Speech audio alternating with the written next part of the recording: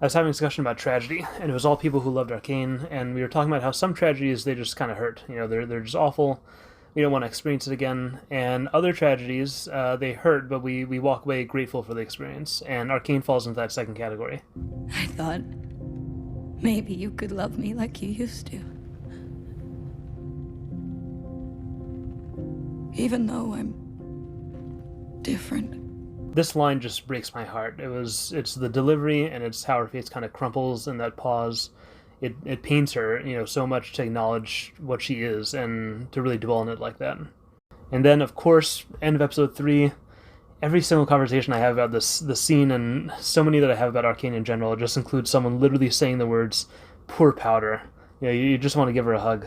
And even out there watching this who's a younger sibling, I want to know if you also felt this way, because, man, I related to this character so much. As a kid, I really idolized my older brother. He was 5 years older, he was good at everything, he was confident, and I was kind of, a nervous little kid who cried a lot, and in so many ways he was a parent to me. Not that my parents weren't around, they were, and they were great, but I followed my brother everywhere, I did everything he did, and we were really close, and we still are really close.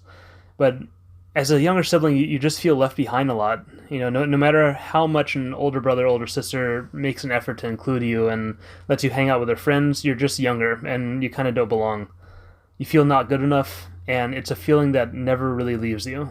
Even once you get older and you develop into your own person and you have your own strengths and talents, that feeling is still there. But by far the biggest younger sibling thing that hurts to see and really hurts to go through is messing things up. Which happens because you're a kid and, you're kind of dumb and you don't know any better. And I didn't, kill anyone to my knowledge, but for me it was Zelda 1 on the NES. I used to watch my brother play video games for hours. That was, my favorite thing to do, and, I loved watching him play Zelda. And I also wanted to play. And I must have been 6 or 7, and he was out somewhere, and I decided I wanted to play Zelda. So I made my own new game, and I played, and it turns out that I erased his game that he had, 100%ed. And I had no idea. And he was devastated. And I didn't even know what I did wrong at first. It was so confusing, and it was probably the first time he was really, really angry with me. And I felt like a Jinx, I felt like I messed things up because that's just who I am. And it was always hanging over my head from that moment on as a kid. You need to be very, very careful because you mess things up. You ruin everything. Which is not true, in a larger sense. When even when I was that young, no one was reinforcing that. There's nothing in my life reinforcing that or trying to make me feel that way. It's just how it feels. As a younger sibling, you also have to watch your older sibling grow up and stop playing with you. And that's an unbelievably lonely experience when you've always had companionship. You have to sit in your room with your toys on your own and learn to play on your own. And at a certain point, depending on the age difference, they move out, they leave entirely. And at that point, you're really on your own, and it's really, really lonely. And that is what shapes you into your own person. It's a period to be grateful for, but it's still painful. So I was thinking about how there were times when this character I was watching on screen was so sad that I really badly wanted to give her a hug. And it felt like I was giving myself a hug. And I think that's the power of storytelling. It's letting you work through these times in your life. When I felt like this and felt like no one cared, now I get to care. I get to be that adult who, will sit with her and share her sadness and help her pick back up. I mean, not really, she's fictional, of course, but that's why it's so moving. It's why it's so cathartic to feel feelings like this, and that's why some tragedies can be so gratifying. I don't want to come off as whining about being a younger sibling, whiny younger sibling, another archetype that's kind of loomed over my head for as long as I can remember.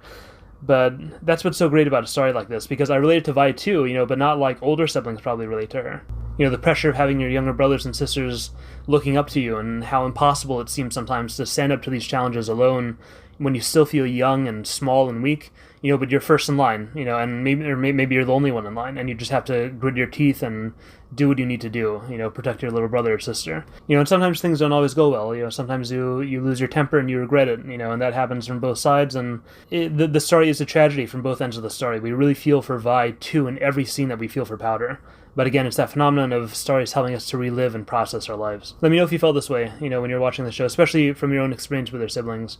I'd be really interested to hear if people were moved by this sibling relationship in the same way that I was. Sunday's video will also be about Jinx, so if you like that character, then subscribe. I make videos, longer video on Sunday, shorter video on Wednesday. I have a Patreon too. I will leave that link in the description, and I will see you guys on Sunday. Thanks for watching.